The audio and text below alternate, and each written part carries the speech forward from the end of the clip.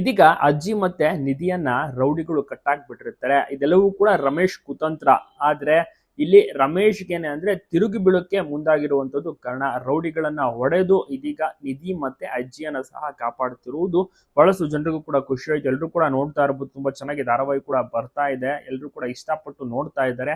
ಕರ್ಣ ಮತ್ತೆ ನಿಧಿ ಒಂದಾಗ್ಬೇಕು, ಮದುವೆ ಆಗ್ಬೇಕು ಜನರು ಕೂಡ ಆಸೆ ಪಡ್ತಿರೋದು. ಸೊ ಯಾವಾಗ ಈ ಒಂದು ಜೋಡಿ ಒಂದಾಗುತ್ತೆ, ಯಾವಾಗ ಒಂದು ಗಳಿಗೆ ನೋಡ್ಬೋದು, ಎಪಿಸೋಡ್ ನೋಡ್ಬೋದು ಅಂತ ಜನರು ವೆಯ್ಟ್ ಮಾಡ್ತಾರೆ ಅತಿ ಶೀಘ್ರದಲ್ಲಿ ಅಂತ ಕೂಡ ಹೇಳಲಾಗುತ್ತೆ. ಬಟ್ ಯಾಕಂದ್ರೆ ಇನ್ನ ನಿತ್ಯಗೆ ಸತ್ಯ ಗೊತ್ತಿಲ್ಲ. ನಿತ್ಯಗೆ ಸತ್ಯ ಗೊತ್ತಾಗುವ ತನಕ ಇವ್ರ ಆಟ ಏನಾದ್ರು ಲವ್ ಮಾಡೋದೆಲ್ಲವೂ ಕೂಡ ಮಾಡ್ಕೋಬಹುದು. ಇನ್ ಕೇಸ್ ಅಕಸ್ಮಾತ್ ಸತ್ಯ ಅನ್ನೋದು ಗೊತ್ತಾಗ್ಬಿಟ್ರೆ ದೊಡ್ಡ ಮಹಾತಿರುವು ಕೂಡ ಸ್ಟಾರ್ಟ್ ಆಗುತ್ತೆ.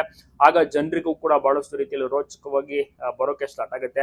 ಯಾವ ರೀತಿ ಮದುವೆ ಆಗ್ತಾರೆ ಎಲ್ಲರೂ ಕೂಡ ನೋಡ್ಬೋದು. ಬಟ್ ಮದುವೆ ಆಗೋಕೆ ತುಂಬಾನೇ ಕಷ್ಟ ಇದೆ, ಸಾಕಷ್ಟು ಅಡೆತಡೆಗಳು. ರಮೇಶ್ ಇದ್ದಾರೆ ಕುತಂತ್ರವನ್ನ ಮಾಡೋಕೆ, ದೂರ ಮಾಡೋಕೆ, ಮುಂಚೆನೆ ಪಿಂಡ ಪ್ರದಾನ ಕೂಡ ಮಾಡಾಗಿದೆ. ಸೊ ಹೀಗಾಗಿ ಇಷ್ಟೊಂದೆಲ್ಲ ಭಿನ್ನಾಭಿಪ್ರಾಯಗಳು, ಇಷ್ಟೊಂದೆಲ್ಲ ಸವಾಲುಗಳ ನಡುವೆ ಇವರು ಯಾವ ರೀತಿ ಮದುವೆ ಆಗ್ತಾರೆ ಅನ್ನುವುದೇ ಒಂದು ದೊಡ್ಡ ಪ್ಲಸ್ ಪಾಯಿಂಟ್. ನೀವು ಯಾರಿಗೆ ಸಪೋರ್ಟ್ ಮಾಡ್ತೀರಾ, ನಿಮ್ಗೆ ಯಾರು ಇಷ್ಟ, ಯಾರ ನಟನೆ ಇಷ್ಟ ತಪ್ಪದೆ ಕಮೆಂಟ್ ಮಾಡಿ. ಕಿರಣ್ ರಾಜ್ ಅವರು ತುಂಬಾ ಚೆನ್ನಾಗಿ ನಡೆಸ್ತಾ ಇದ್ದಾರೆ ಕನ್ನಡ ಪಾತ್ರವನ್ನ. ಇನ್ನ ಭವ್ಯ ಅವರು ಕೂಡ ಅಷ್ಟೇ ನಿತ್ಯ ಪಾತ್ರವನ್ನ ನಮ್ರತ ಅವರು ಮಾಡ್ತಿರೋದು, ಭವ್ಯ ಅವರು ನಿಧಿ ಪಾತ್ರವನ್ನ ತುಂಬಾ ಚೆನ್ನಾಗಿ ಮಾಡ್ತಾರೆ. ಮತ್ತೆ ಇಬ್ರು ಅಜ್ಜಿಯಂದ್ರಾಗಿರ್ಬೋದು. ಸೊ ಎಲ್ಲರೂ ಅಂದ್ರೆ ಈ ಧಾರಾವಾಹಿಲಿರುವಂತ ಎಲ್ಲರೂ ಕೂಡ. ಮತ್ತೆ ಈಗ ರಮೇಶ್ ಪಾತ್ರಧಾರಿ ಅಭಿಜಿತ್ ಅಂತ, ಮುಂಚೆ ನಾಗಭರಣ ಅವರಿದ್ರು, ಈಗ ಅಭಿಜಿತ್ ಅವರು ತುಂಬಾ ಚೆನ್ನಾಗಿ ನಡೆಸ್ತಾ ಇದ್ದಾರೆ. ಪ್ರತಿಯೊಬ್ರು ಕೂಡ ತುಂಬಾ ಸೂಪರ್ ಆಗಿ ಅಭಿನಯವನ್ನ ಮಾಡ್ತಾರೆ, ಎಲ್ಲರೂ ಕೂಡ ಇಷ್ಟ ಆಗ್ತಾ ಇದೆ.